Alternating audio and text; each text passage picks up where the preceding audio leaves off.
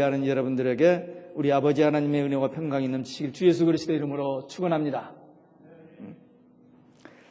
예수님이 탄생하시기 전 700년 전에 이사야 선지가 메시아 예수 그리스도에 대한 예언을 했습니다. 7장 14절에 보면은 보라 처녀가 잉태하여 아들을 낳으리니 이름을 임마누엘이라 하리라, 그렇게 예언을 하셨어요. 근데 그 말씀을 다시 마태복음 1장에 보면 천사가 다시 그 말씀을 예언합니다. 그리고 또 하나, 예수 아들을 낳으리니 이름을 예수라 하라. 그 이름 예수라는 의미는 하나님이 구원하신다, 그런 말입니다. 그런데 오늘 본문에 보면은 또 다시 5가지 이름을 주신 일이 있습니다. 그 이름에 대한 의미를 통해서 오늘 성탄 주일에 함께 은혜를 나누고자 합니다. 첫째는 기묘자, 영어로 원더풀. 예수님의 이름은 나시기 전에 700년 전에 선지자를 통해서 미리 주어졌습니다. 대개 사람들은 임신하게 되면은 이제 아이 이름을 준비합니다. 그리고 날때가 다가오면은 이름을 구체적으로 어떤 이름을 지을까 그렇게 의논들 합니다. 저는 둘째 아이를, 우리 집 둘째 아이가 태어날 때 의사가 쌍둥이가 될는지 모른다 그랬어요. 그때만 해도 35년 전이니까 남자인지 여자인지 구별을 못해서 이름을 4개를 지합니다. 그래서 4개를 짓는데 아무리 씨름을 해도 여자 이름이 나오질 않아요. 믿음이 아들이 나올 줄 알았는지 어쨌든 여자 이름은 떠오르질 않고 남자 아이 이름 2를 겨우 정했어요. 준비하고 있었는데 아들 하나만 나와서 무사히 넘어갔습니다. 그래서 그 이름 짓느라고 한번 씨름했던 일이 있습니다. 대개 결혼하고 또 결혼하기 전이라도 나는 결혼하면 아이 이름을 이렇게 한번 가져보겠다, 그런 것은 make sense, 그럴 수 있습니다. 그래서 한 10년 전 또는 한 몇 년 전 그렇게 가는데 50년 전에 나는 아이들을 낳으면 이름을, 그럴 사람은 거의 없을 거예요. 그런데 예수님의 이름은 700년 전에 이미 주어졌습니다. 정말 기적적이고 초월적인 사건입니다. 이 기묘자라는 말은 모든 자연 법칙을 초월한 놀랍고 기적적인 분, 다시 말하면 예수님은 이 땅에서 하실 일이 기이하고 묘하고 그리고 초자연적인 좋은 일들을 하실 것이라는 그런 의미입니다. 예수님은 출생부터 기이하고 묘했습니다. 예수님은 처녀의 몸에 성령으로 잉태하여 출생한다고 했습니다. 이건 이성으로는, 논리적으로는 말이 안 됩니다. 이 세상에 태어나는 모든 생명체는 아버지의 씨, 아버지의 이름, 그렇게 태어나죠. 그런데 처녀의 몸에서 예수님이 나신다, 이건 도대체 이해가 될 수 없는 이 얘기예요. 그러나 우리 믿는 사람들은 이 말씀이 믿어지죠. 놀라운 것은 이 말씀이 이루어지기 전에 훨씬 거슬러 올라가서 에덴 동산에서 하나님께서 아담과 이브에게 말씀하실 때에 여자의 후손으로 메시아가 나실 것이라고 최초의 구원 언약을 하셨는데, 그 말씀은 그대로 여자의 후손으로, 남자의 후손이 아니라 여자의 후손으로, 이 지구상에 딱 한 분, 예수님만 여자의 후손으로 이 땅에 태어나셨습니다. 그러니까 예수님의 출생은 기이하고 묘한 겁니다. 사람의 논리, 이성, 지식으로는 설명할 길이 없는 일이었습니다. 태어나실 때 천군 천사가 찬양을 했다고 그랬어요. 아브라함이 100세에 난 아들, 25년 만에 난 아들을 낳았을 때도 뭐 천군 천사 찬양은커녕 무슨 악대도 조져가지 않았다는 그런 성경의 기사가 없어요. 그런데 예수님은 나실 때에 천군 천사들이 찬양했다는 것입니다. 그리고 베들레헴에서 양을 치고 있는 목자들에게 천군 천사가 나타나서 메시아가 났으니 가서 경배하라고 해서 지시를 받고 가서 예수님 앞에 경배했다. 참 신기하고 놀라운 일이죠. 그보다도 더 놀라운 일이 있습니다. 동방에서부터 박사들이 3사람이 왔다는 거예요. 동방, 저 극동 아시아에서, 한국에서부터 왔다는 겁니다. 몇 년 전까지만, 아니 작년까지만도 이 말을 제가 하지 못했는데 작년 크리스마스 이후 이번 크리스마스 때까지 발견한 사실입니다. 발견했다기보다는 여러 학자들이 증거한 거예요. 노아의 장자 셈의 아들 중에 벨렉과 욕단이 있는데 벨렉에게서 아브람이 나와서 유대인들이 복음을 이 땅에 전했습니다. 그런데 욕단의 후손이 역사의 상에 감춰져 버렸는데 성경에서도 감춰졌는데 그 욕단의 후손이 단군이고 우리 한국이고 우리 한국에서 동방박사가 거기에 갔다는 것이 지금 증명되고 있습니다. 기가 막힐 노릇이죠. 그렇다 보니까 복음이 유대인들로부터 시작되었고 복음의 만물을 한국 사람이 지을 것이라는 것이 확실시 되어지는 겁니다. 그 증거가 눈앞에 너무나 확실하게 증거되잖아요. 그 조그마한 나라, 그 조그마한 유대 나라가 역사상에 딱 어쩌면 그 예수님이 베들레헴에서 나는데 이 동방에서도 거기까지 가느냐 이거죠. 별의 인도를 따라서. 이런 것들이 정말 신기하게도 이제 풀어지는 시대에 우리가 살고 있습니다. 그래서 더 놀라운 겁니다. 예수님의 탄생, 이렇게 신기하고 묘한 것입니다. 작년까지도 몰랐던 일입니다. 어제까지도 여러분들도 몰랐잖아요. 근데 오늘 이 아침에 여러분들이 알게 된 겁니다. 예수님이 이 생애는 기이하고 묘합니다. 가는 곳마다 사람들의 죄를 용서해 주시고 질병에서 고쳐주시고 모든 어려운 문제를 다 해결해 주시고 예수님을 만나면 참 기이하고 묘한 그런 초자연적인 일들이 일어났던 것입니다.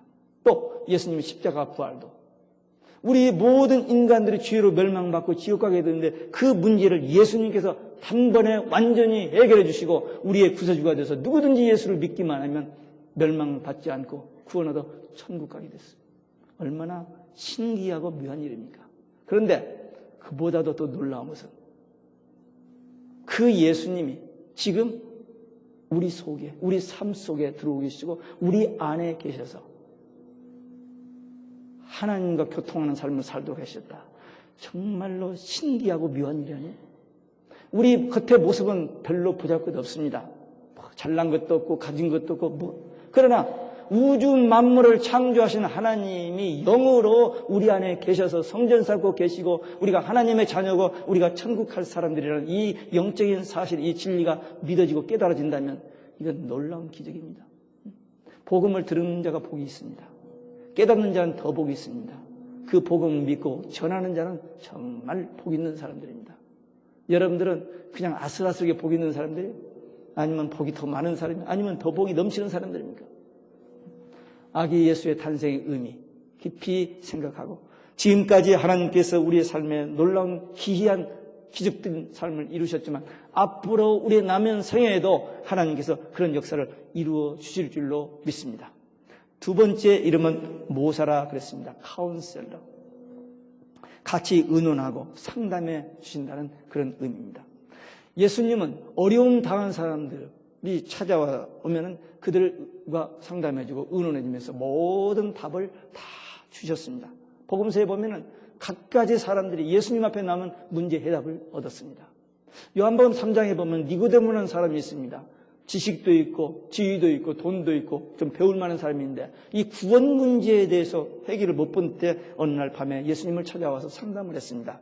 그래서 거듭나야 한다 했더니 그 지식 있는 사람이 거듭난다는 말을 알아듣지를 못했어요. 어떻게 이 나이 든 사람이 어머니 뱃속에 들어가서 다시 태어납니까? 라고 엉뚱한 대답을 했을 때 예수님께서 물과 성령으로 나 하나님의 말씀에 대한 믿음, 성령의 감동으로 그 믿어지면 그게 본 어게 하나님의 자녀로 거듭나 천국 가게 된다는 이 복음을 깨우쳐 주면서 요한복음 3장 16절을 가르쳐 주신 겁니다. 다 아시죠?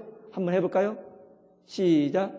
하나님이 세상을 이처럼 사랑하사 독생자를 주셨으니 이는 저를 믿는 자마다 멸망치 않고 영생을 얻게 하려 하심이라.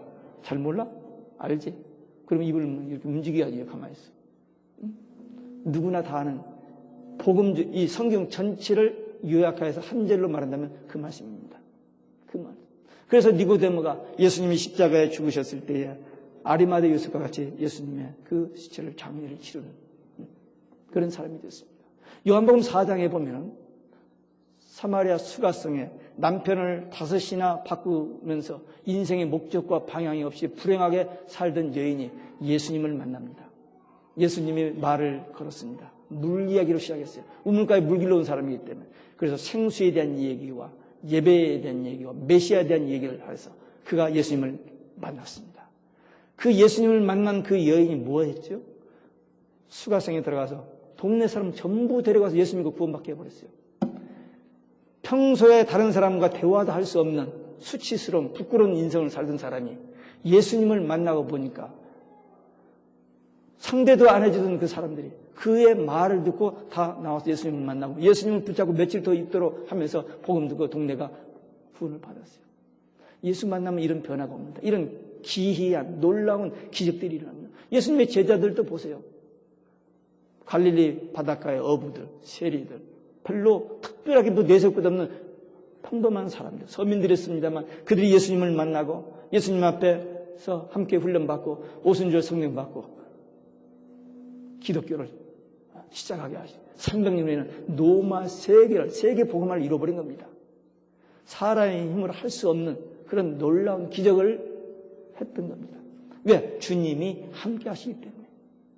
그러니까 오늘날 이 시대도 주님이 우리와 함께 하시면 우리를 가르쳐 주시고 우리를 지도하시고 인도하시면 이런 놀라운 기적의 역사가 일어납니다. 여러분들도 말씀을 통해서 기도를 통해서 예배를 통해서 이 주님이 항상 함께함으로 이런 기이하고 놀라운 역사들이 일어나게 될 줄로 믿습니다. 세 번째, 전능하신 하나님, The Mighty God.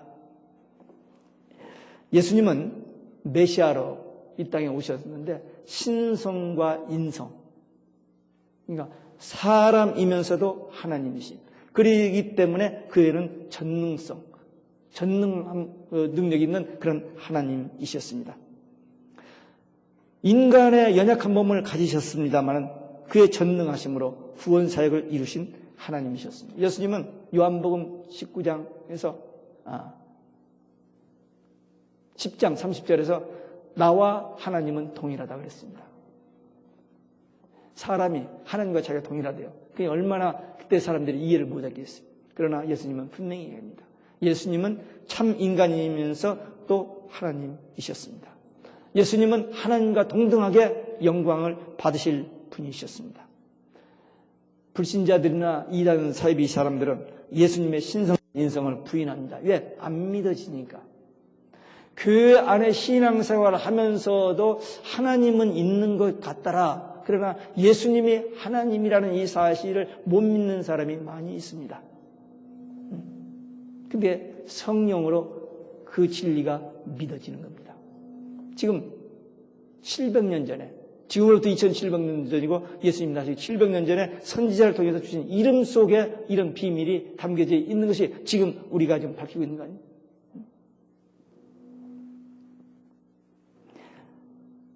예수님은 천지를 창조하신 창조주십니다. 요한복음 1장 1, 2, 3절에 그렇게 되어 있어요. 예수님은 구세주십니다. 예수님은 다시 오십니다. 어떻게 그런 일이 있을 수 있어요? 머리로는 연구로는 안 됩니다. PhD를 가져서도 이건 이해를 못하는 거예요. 지식으로. 믿음으로만, 성령의 감동으로만 이것이 하나님의 말씀이고 이것이 진리인 것이 믿어지는 겁니다. 예수님은 하늘과 땅의 모든 권세를 가지셨어요. 심판권을 가지셨습니다. 왜? 하나님이시니까. 근데 그 하나님이 우리 안에 계신데요. 고린도전서 3장 16절에 보니까 너희가 하나님의 성전인 것과 하나님의 성령이 너희 안에 거하시는 줄 알지 못하느냐? 하나님이 우리 안에 거하시는 거예요. 실속에 성령님이 계십니다. 하나님이 계시는 거예요. 전능하신 하나님이 영으로 내 안에 계십니다. 저에게만이 아니라 여러분들에게도 마찬가지예요. 목사님, 저는 그게 잘 안 믿어지는데요. 여러분들의 지식으로는, 여러분들의 이성으로는 you cannot believe it. 안 믿어지는 사실. 그런데 성령께서 그 말이 믿어지도록 감동하시면서 그 믿음이 생기는 거예요. 전능하신 하나님이 우리 안에 거하시면 우리가 뭘 두려워하죠? 뭘 염려합니까? 지금 죽음의 경지, 정말 위기, 절박한 상황에서도 우리는 염려할 필요가 없어요. 왜? 죽으면 어때요, 죽으면? 죽으면 천국 가는 거잖아요.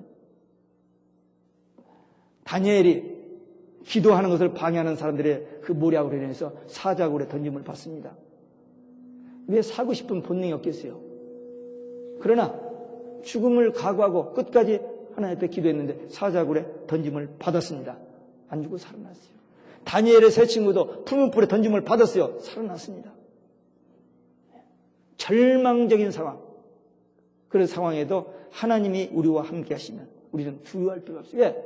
생명 주시면 주의 일 더하고 거둬 가시면 그 좋은 곳에 가고 싶은 그곳에 가는 건데 바울 보세요. 바울.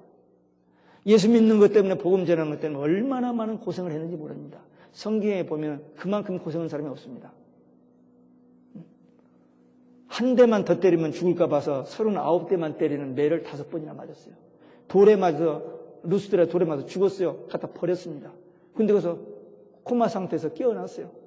그냥 그 피투성이로 뭐 쉬고 뭐 좀 뭐 요양하고 아니요. 그대로 가서 복음을 전했어요. 거기서 디모데 같은 제자가 나온 겁니다. 왜? 바울은 그럽니다. 자기 입으로. 나 빨리 하나님 앞에 가고 싶다. 그러나 사명이 있기 때문에 하나님께서 생명을 주시고 일하게 하시니까 여기 있는 것뿐이지 난 빨리 가고 싶다고 그렇게 표현을 했어요. 우리도 그 마음이어야 됩니다. 이 땅에서 아무리 행복하고 모든 걸 누리고 살면 얼마나 더 삽니까? 몇 년이나 더 살아요. 근데 여기서 떠나서 하나님 앞에 가면 거기는 슬픔도 없고 아픔도 없고 애통하는 것도 없고 정말 좋은 곳.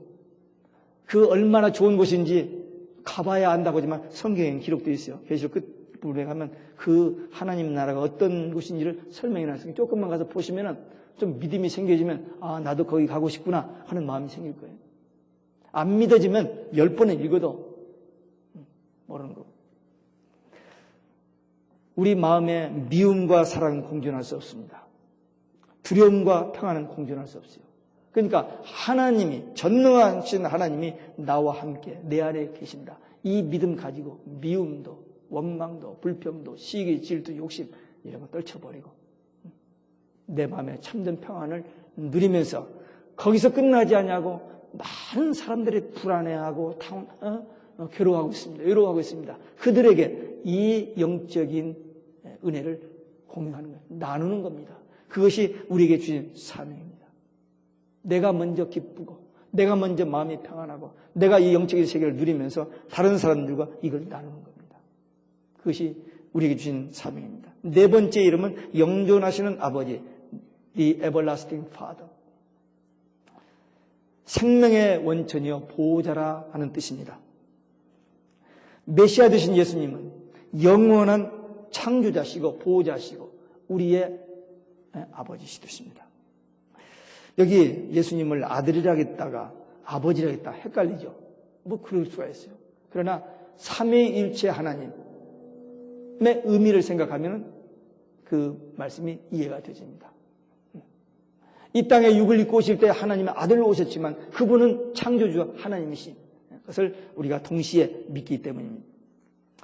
예수님이 십자가에서 우리 대신 죽으심으로 우리 죄를 구속하셨기 때문에 우리는 누구든지 예수를 믿기만 하면 하나님의 자녀로 본어게 거듭나 우리의 신분이 하나님의 아들로 마귀의 자식에서 하나님의 아들로 신분이 회복되어집니다. 그리고 예수님을 영접했기 때문에 그 예수님이 우리 안에 계십니다. 그래서 우리는 하나님을 아버지라 부를 수 있어요. 아버지라. 물론 육의 아버지를 아버지로 부릅니다만 하나님을 우리 아버지라고 부를 수 있습니다. 여러분 하나님을 아버지라고 불러보셨어요? 예, 기도하시는 분들 합니다. 아버지 하나님 많이 하잖아요. 저도 어느 때인가 사랑의 하나님, 인자하시고 자비로우신 뭐 하나님 이렇게 하다가 어느 때부터가는 계속 아버지 하나님으로 많이 기도를 합니다. 왜? 예수님께서 일생 동안 아버지 하나님으로 했기 때문에 딱 한 번 마태복음 27장 25절 거기서 엘리 엘리 라마 사박다니 나의 하나님 어찌 나를 버려. 그때 딱 한 번 하나님이라고 나머지는 전부 아버지로 했습니다. 그래서 우리도 아버지라고 우리 아버지시니까 영원하신 아버지시니까 아버지로 고백하고 그 아버님에 대한 사랑, 이런 그 관계 속에서 살면 됩니다. 우리 육신의 아버지는 떠납니다, 우리를. 환경 때문에도 떠나고, 관계가 불편해도 떠나고, 차별해서 떠나게 됩니다. 그러나 우리 하나님은 영원토록 떠나지 않습니다. 우리 세상 끝날까지 항상 우리와 함께, 어떻게? 우리 안에 항상 우리와 함께 가시고 영원히 우리와 함께 하십니다. 이 영존하시는 하나님, 아버지를 의지하고 모든 것을 맡길 때에 참된 기쁨과 참된 행복을 누리게 됩니다. 끝으로 평강의 왕입니다. The Prince of Peace. 창세기 14장에 보면은 아브라함이 자기 조카 롯이 연합군에 의해서 포로로 잡혀갔다는 소식을 듣고는 자기 집에서 길른 318명의 하인들을 데리고 5개국 연합국 군대를 가서 물리치고 롯을 구해옵니다. 그때 살렘왕 멜기세덱이 아브라함을 축복하는데 그 살렘왕 멜기세덱이 평강의 왕입니다. 그리스도의 그림자 예표였습니다. 그리고 이사야 2장 4절에 보면은 메시아의 왕국을 평화의 왕국이라고 말하고 있고, 누가복음 2장에 보면 천사들이 아기 예수의 탄생을 이야기할 때에 평강의 왕으로 오실 것을 이야기하고 있습니다. 평강, 이것은 외적인 다툼이나 내적인 갈등이 없는 그런 것을 말합니다. 즉 예수님을 만나면, 예수님이 오시면 우리 개인과 가정과 이 사회에 참된 평화가 오게 된다는 말입니다. 그래서 예수님을 만난 사람은, 예수님을 믿는 사람은 진정한 평화가 있습니다. 비록 삶이 구차하고 어렵고 여러 가지 참 고통스러운 일이 있다 할지라도 그때마다 하나님이 주시는 위로와 기쁨과 평안이 있습니다. 그게 예수 믿는 사람과 믿지 않는 사람과의 차이입니다. 이 세상 사람은 누구나 다 평화를 원합니다. 평강을 원해요. 아무리 돈을 많이 가져가고 있다 할지라도 마음이 평안이 없기 때문에 우울증에 빠지고 자살하지 않습니까? 그러나 가난해도 가진 것이 없어도 하나님이 주시는 어떤 마음의 평화가 있으면 견뎌낼 수 있고 살아남을 수 있습니다. 바로 이 이유 때문에 예수님께서 이 땅에 오신 것이고, 예수님을 만난 사람들은 예수님 안에서 이런 갈등, 이런 그 모든 인생의 문제를 해결받고 참된 평화를 누리게 됩니다. 그러니까 우리는 이 세상에 살 때 그 무엇보다도 먼저 예수님을 만나서 하나님과 화해된, 하나님의 자녀로 신분이 회복된 이 평화를 누려야 됩니다.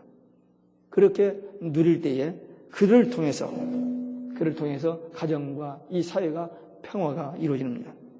누가복음 21장에 보면 예수님께서 마지막 때 뒤어질 징조에 대해서 예언을 하셨는데, 민족이 민족을, 나라가 나라를 대적하여 일어나겠고, 처처에 큰 지진과 기근과 온역이 있겠고, 또 무서운 일과 하늘로서 큰 징조들이 있으리라, 그렇게 예언을 했습니다.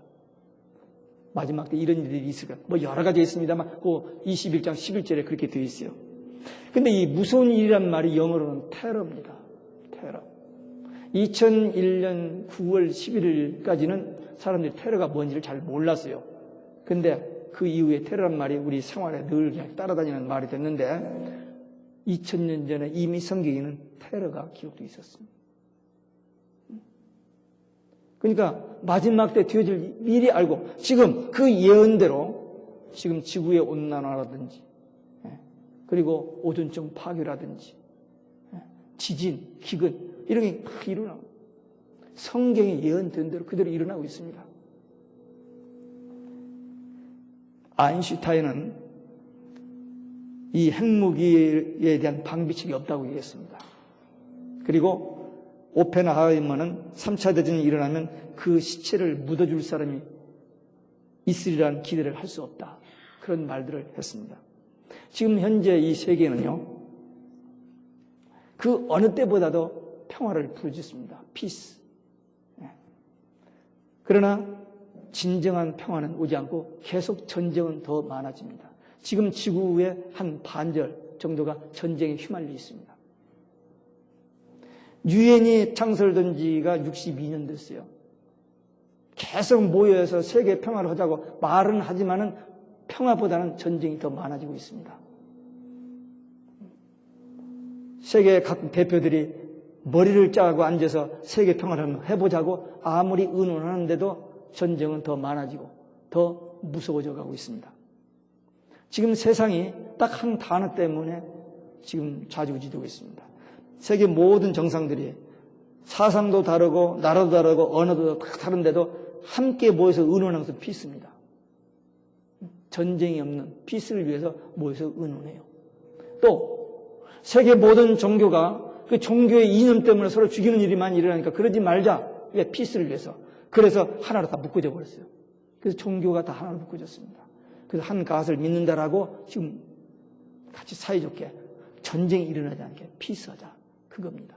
근데 저들이 모여서 의논해가지고 피스가 됩니까? impossible. 절대 안 됩니다. 하나님께서 죄가 많은 시대를 홍수로 멸해버렸어요. 노아 홍수 때 멸해버렸더니 그 다음 사람들이 우리 힘으로 이 하나님의 저주를 막아보자고 바벨탑을 쌓던 겁니다. 근데 하나님께 바벨탑을 무너버리잖아요. 그러니까 사람들이 아무리 의논해서 평화하지만 절대로 사람의 힘으로 이 지구상에 피스는 없습니다. 안 됩니다. 제가 너무 부정적인 얘기를 하는지 몰라도 저는 그렇게 믿어요. 안 되게 돼 있어요. 다만 모여서 의논하는 거예요. 대통령 되었을 때 무슨 직이 있을 때 모여서 잘 먹고 의논하고 폼 잡는 거지 실제로는 피스가 안 돼요. 불가능합니다. 안 됩니다. 1차 대전, 2차 대전 이후에 계속 전쟁은 계속되고 있고 지금 지구의 반절이 전쟁에 힘을 내고 지금 북한이 그냥 난리를 치고 있어서 지금 굉장히 불안하죠. 뭐 오늘 내일 세라나요? 굉장히 불안한 상태였습니다. 어떻게 될지 우리는 모릅니다. 전쟁은 더 계속됩니다. 더 많아집니다. 더 많아져요. 지금 모슬렘들이요, 혼성결혼. 모슬렘들과 결혼 작전을 통해서 세계를 완전히 집어먹고 있습니다. 유럽은 다 그걸로 이제 다 모슬렘 국가가 되어버리고요. 미국도 지금 7천만이니까 엄청나게 늘어나고 있습니다. 우리 한국도 그게 타깃이 되어 있습니다. 돈 많이 가지고 와서 결혼해서 한 20년만 되면 그 애들이 투표권하면 한국도 어떻게 될지 몰라요. 물론 그 전에 주님 오시겠지만.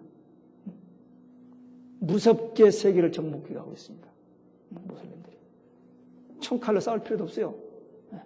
이 정책으로 세계를 지금 먹어가고 있습니다. 신약 시대, 그러니까 한 2000년 동안에 순교자가 4,300만이었다고 하는데 1900년대, 1901년부터 1999년까지 이 100년 동안에 2,600만의 순교자가 나왔어요. 엄청나게 나온 거죠. 근데 앞으로 더 많을 겁니다. 지금 기독교를 탄압하는 여러 나라들에서 기독교인들이 많이 죽어가고 있는데 무서운 탄압이 있을 거예요. 현대인들이 마귀의 속임수에 속아가지고 자기 자신을 죽이는 자살이 점점 많아집니다. 앞으로 이게 한 유행병처럼 세계를 휩쓸 겁니다. 그렇게 봐요. 미국, 한국 할 것 없이 세계적으로 자살 유행병이 떠들 겁니다. 그리고 서로 싸우고 죽이는 일을 계속 할 겁니다. 머지않아 이 땅에 전쟁이 일어납니다.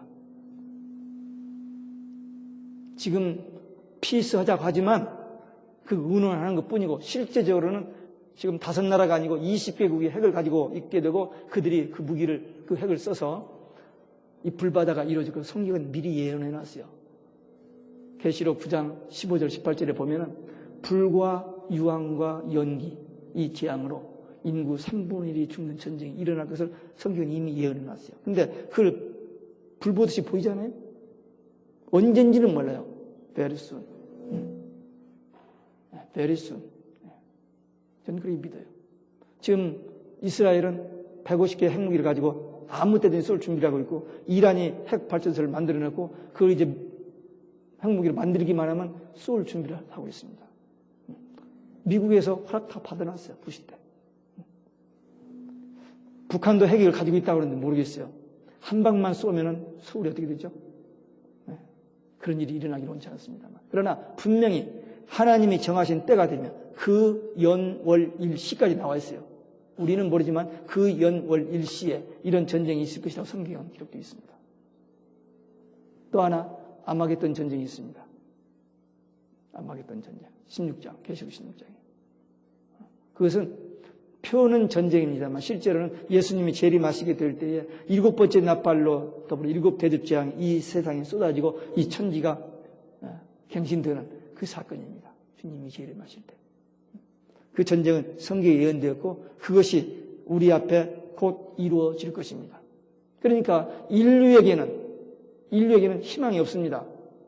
그러나 우리 믿는 자에게는 소망이 있습니다. 왜? 이런 모든 것들이 우리에게 불안과 두려움의 요건들이 아니고 우리를 데리러 오시는 주님이 다시 오신다는 사인이거든요. 이런 사인이 나타나면 주님이 곧 오시는구나. 이런 소망 가운데 분명하고 확실한 소망 가지고 사는 우리들이기 때문에 우리는 기쁘고 다른 사람을 망하고 우리 안 망하니 그런 의미가 아니고 우리가 예수 믿는 것 때문에 고난을 당하고 핍박을 당하고 여러 가지 불이익을 당하지만 하나님께서 우리를 구원하시기 위해서 복음을 주셨고 누구든지 그 복음을 믿는 자는 구원하여 주신다고 했기 때문에 복음을 거절하는 사람은 어쩔 수 없습니다. 요한복음 3장 16절 아까 말씀드렸습니다만 그게 복음 중에 복음이거든요. 근데 그 바로 다음 18절에 가면 16절, 17절, 18절에 가면 어떻게 되면 이 복음을 받아들이지 않는 자에게는 심판이 있다라고 말씀했어요. 그러니까 하나님은 절대로 그냥 심판하지 않습니다. 권면하고 구원의 길을 제시하시고 돌이키기만 하면 용서해 주시고 구원해 주신다 약속한 그걸 거절하면은 there's no other way. 그 다음에는 할 수 없는 거죠. 그러니까 지금 이 평화 세상 사람들이 평화를 원하지만 점점 평화는 없고 점점 멸망의 길로 달려가고 있는데 진정한 평화는 예수님이 오시면 끝납니다. 그래서 우리는 그 약속을 그 말씀을 믿기 때문에 우리에게는 소망이 있습니다. 예수님의 초림이 구약성경에 458번 예언됐어요. 근데 그대로 오셨습니다. 근데 예수님의 재림에 대한 얘기는 성경에 1518번이 기록되어 있어요. 분명히 그대로 이루어질 겁니다. 분명히.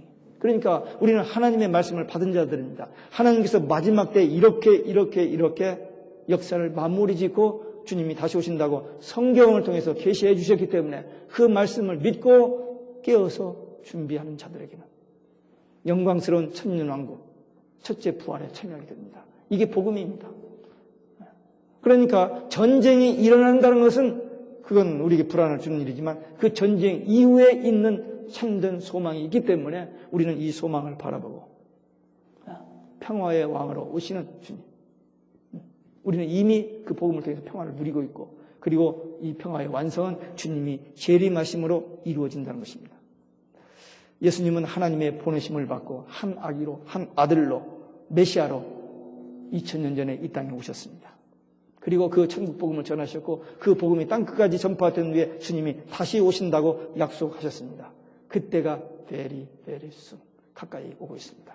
그러니 이 말씀, 이 약속의 말씀을 붙잡고 기도하면서 먼저 예수님 만난 그 기쁨, 그 평안, 그 축복을 누리면서 이 영적인 복음을 듣지 못하고 알지 못하는 사람들에게 이 복음을 전하는 사명, 이 천국 복음, 이 평화의 복음을 전하는 사명을 감당하다가 다시 오실 주님을 기쁨으로 맞이하는 하나님의 축복받은 승리하는 성도들이 되시기를 주 예수 그리스도의 이름으로 축원합니다.